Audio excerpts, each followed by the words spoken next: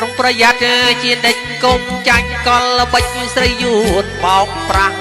អេ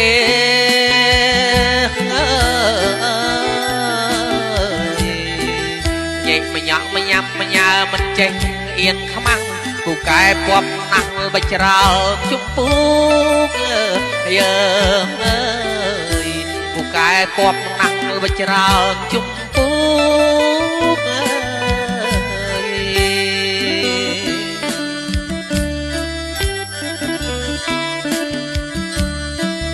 ប្រុសខ្មែរណាដែលយកប្រពន្ធយួនត្រូវប្រយ័ត្នខ្លួនគំលុកសពដីអើ